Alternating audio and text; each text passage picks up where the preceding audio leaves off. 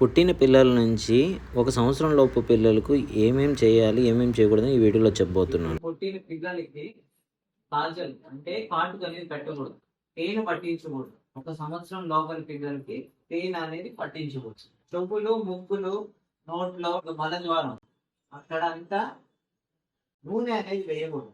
కొందరు నూనె పోసేస్తారు, ఇలాంటివన్నీ చేయకూడదు. పొట్టుతాడు దగ్గర కారం కానీ, పసుపు లేకపోతే ఆవు పేడ వేస్తారు కొందరు. ఇవన్నీ చేయకూడదు.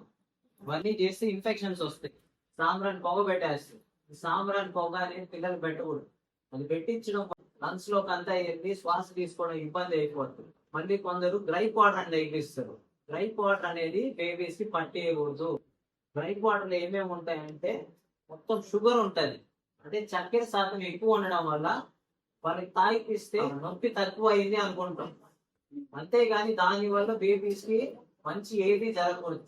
నేను చెప్పేది తల్లిపాలు తల్లి చేయించాల్సింది ఏంటంటే తల్లిపాలు మాత్రమే తాగించాలి. 6 నెలల వరకు తల్లిపాలు మాత్రమే, నీళ్ళు కూడా తాగించు. నెలల వరకు రాత్రిపూట కూడా బేబీకి పాలు ఇవ్వాలి. అట్లా ఇవ్వకపోతే పాలు అనేది ఆగిపోతాయి.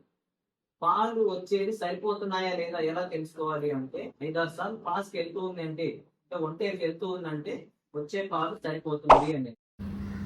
ఈ వీడియో కనుక మీకు నచ్చినట్లయితే లైక్ చేయండి, షేర్ చేయండి, పక్కనుండే బెల్ ఐకాన్ నొక్కండి, సబ్స్క్రైబ్ చేయండి. Thank you.